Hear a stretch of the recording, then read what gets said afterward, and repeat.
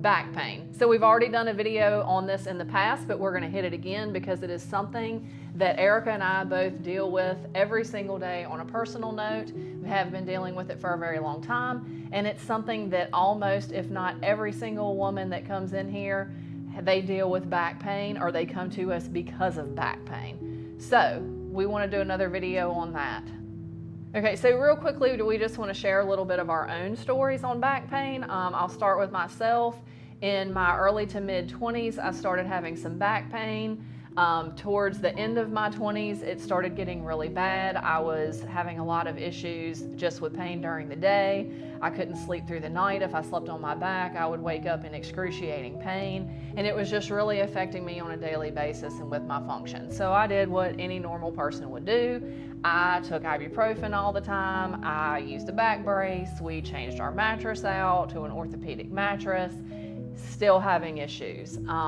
Also, I had carried 2 healthy babies past full term, so my body had gone through the changes of pregnancy. And also, my husband and I were in investment properties, so I was doing flooring, I was doing roofing, I was doing tiling, cabinets, you name it, I did it. And in your 20s, you feel pretty good, you think you're pretty strong, you don't think anything about strengthening your back to do the things that you're doing to it. So towards the end of my 20s, I decided that I couldn't deal with it anymore, and I sought out a neurosurgeon. Neurosurgeon sent me to have an MRI, and that MRI revealed that I had a herniated disc, 2 bulging discs, and retrolisthesis. So I remember looking at that. I had just kind of started getting into a fitness journey, had a little bit more time, was trying to shed baby weight, and looking at that report thinking, I know what I need to do. I need to get the weight off, and I need to strengthen myself. And that is when my journey began with it. So Erica, do you want to talk a little bit about yours? Yep, so I started having a lot of like lower back pain. It was pretty intense, so of course I went to the doctor, got it x-rayed. I have degenerative disc disease, severe in my lower back, and it used to give me a lot of trouble. It hurt really bad. I do think the job I had at the time probably not only caused it, but made it a lot worse. But now that I'm in the gym, deadlifting, squatting, like doing all kinds of big heavy movements, it feels so much better. Before I really got serious into heavy lifting, I was trying to stretch it out and trying to rest it, which is the worst thing you can do. And just trying to avoid movements, use a back brace, whatever I could. Heating pads. Heating pads, yes, I lived on a heating pad. And then I started, I actually stopped squatting and stopped deadlifting because I thought it made it worse. But once we actually opened the gym and I got a lot more dedicated to it and started lifting a lot heavier, it actually started feeling a lot better because I strengthened all the muscles around it. I also have very mild scoliosis in my upper back. So working on my traps and my upper back and my shoulders, I am most of the time pretty pain-free. Every now and then it might flare up a little bit, if I sit around for a long time, which I don't normally do, but maybe on a Sunday where I'm being lazy or something, that's when it hurts worse. So the movement is what really helps, and the heavy lifting, it gets it strong. So with all that being said, have we stopped lifting? No. Absolutely not. We lift heavier. We lift heavier. We strengthen ourselves. So, that's a huge myth that's out there in the public, is that if you have back pain, if you have a back injury, that you 100% should not be lifting anything and you shouldn't be doing any of that. And so we just want to do a little video, cover some anatomy, cover some lifts, and just cover some, what really will benefit you, what has benefited us, what we know clinically is best to do, and then also what has benefited the women that come into our gym that we are training.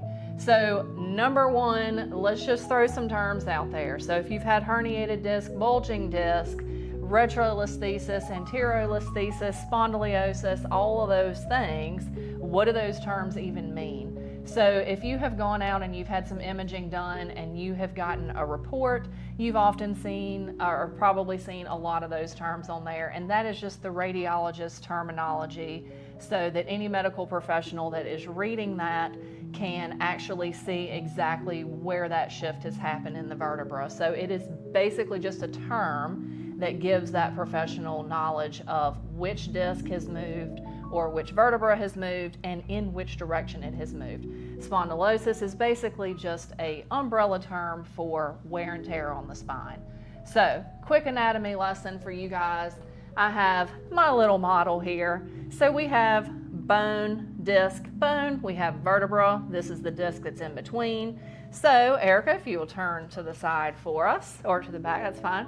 So, our spine runs all the way from the base of our skull all the way down to our glutes.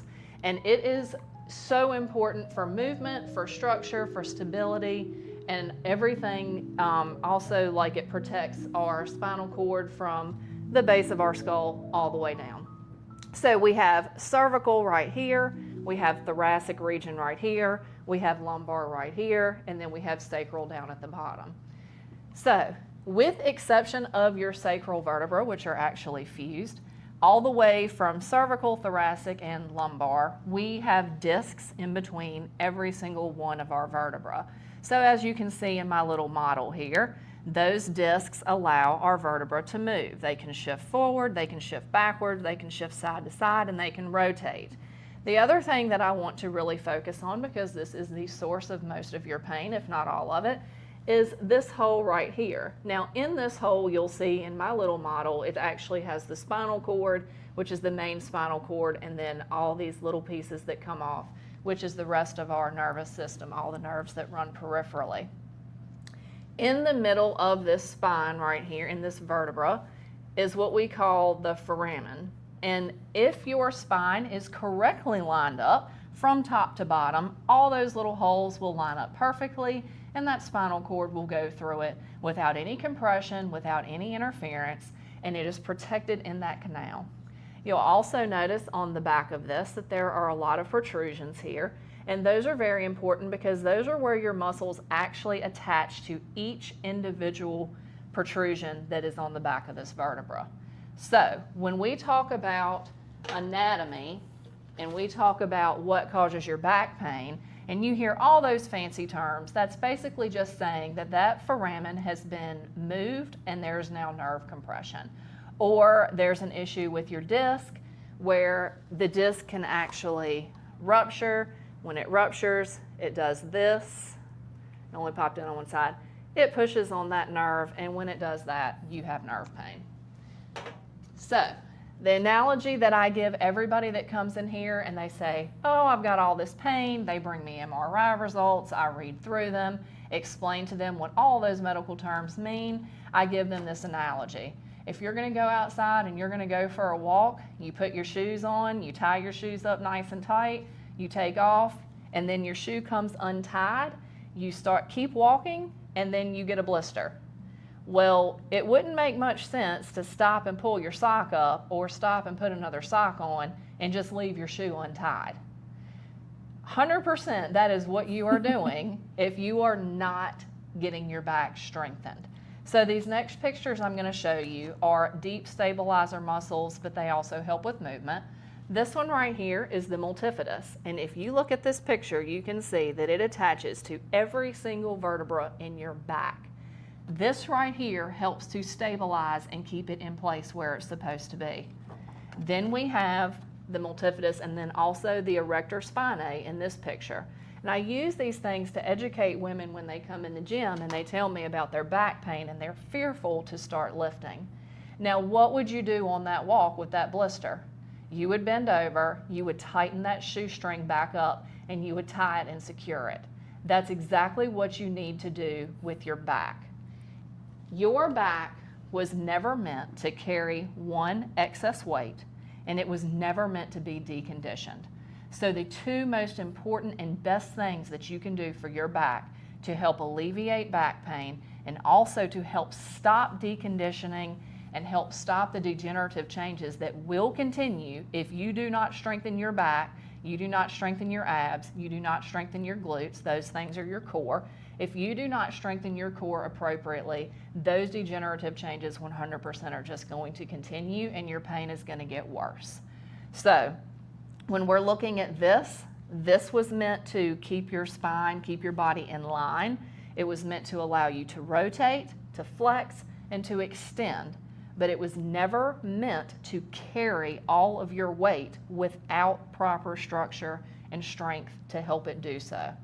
So, a lot of times I tell women, even when they're doing something such as an overhead press, or they're doing things on like the quad extension machine, a lot of them would never think, I need to tighten my abs. But you need to tighten your abs in order to protect your back at all times. So there are a lot of exercises that we do that specifically target the core so that we can make sure that we are strengthening and we are supporting that spine.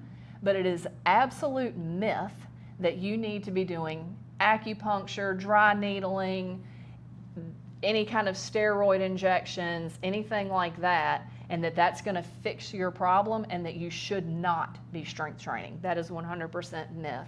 And any doctor that is worth their salt and cares about you, your body, and you to actually heal rather than continuing to visit their practice will tell you that core strengthening 100% is the best thing that you can do for back pain or back injury. Now, there are a couple things that we want to show you that you can get started with. We would highly urge you to come in and to get an evaluation from us and do some personal training where we can really make sure that you're doing these things and you're doing them correctly. But there are also some things that you can be doing at home, so we definitely want to just show you a couple things you can do. The first thing that we want to show you is one of our favorites, and that's the Jefferson curl. All right, so for this one, you are going to lean up against the wall with your feet out a little bit. So I'm just leaning on the wall. Your stance is going to be out pretty wide, and you're going to take dumbbell or kettlebell. You can use a dumbbell. I've used a dumbbell before. Kettlebell is easier. And you're going to bend forward and come all the way down as far as you're comfortable. Now, you're not keeping a flat back on this. So you are going to kind of roll yourself vertebrae by vertebrae all the way down, and then roll back up the same way. So the next one that we want to show you is the bird dog. So Erica is going to show you a good, proper bird dog, and I'm going to point out a few things that we as trainers are looking for and that you should be mindful of when you're at home.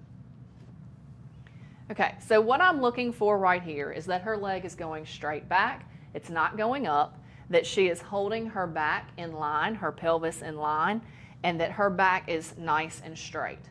Now, if she were to kick her leg up, you'll see that her back is going to start to dip a little bit. The other thing is, we don't want your pelvis to rock to the side like this. The other thing that we don't want to see is when you come up that your back droops in the middle and you have that bad arch. So your leg goes straight back rather than up, and you want to keep that back nice and flat. Hold it if you can, alternate sides, and just do maybe 6 to 10 reps as you are first comfortable with. You'll feel a little bit wobbly perhaps, but that'll get better as those stabilizer muscles get stronger. The next one that we're going to show you is dead bug, and that is really going to mainly be an ab workout. And like we said before in the video, if your abs are nice and strong and they are engaged, that will help support your back. So Erica is going to go into tabletop position with her legs. Her arms are going to go straight up in the air. Now, it's going to be very important with these that you do not have an arch in your back. Your belly button is going to be pulled down to the floor, ribs are going to come to the pelvis, and you should actually feel your back on the mat. I should not be able to slide my hand up underneath her back while she's doing these. If at any point in this dead bug your back starts to come up and arch off of the mat, then you're not actually engaging your abs as well as you should, and you should give yourself a few minutes to rest and then restart. So she is going to simultaneously let her right arm go down and her left leg go down. They're not going to actually touch the ground. She's going to slow control down and then bring it back up and then use the other arm. Now, I'm going to show you this from a top position because it takes some coordination to actually get this in. And a lot of people have a really hard time with that coordination. Okay. Doing those and bird dogs will help with your core, with your abs, and then also with your core, with your back, and they also should have some glute activation as well. So we hope that information was helpful, and if you are in the area and you need some help with back pain with training, we'd love for you to come by and to see what we have to offer. Also, do those exercises and start working on strengthening your back and your abs and your glutes, because your glutes are actually a huge part of your core. So thank you guys for tuning in today, and I hope that was helpful.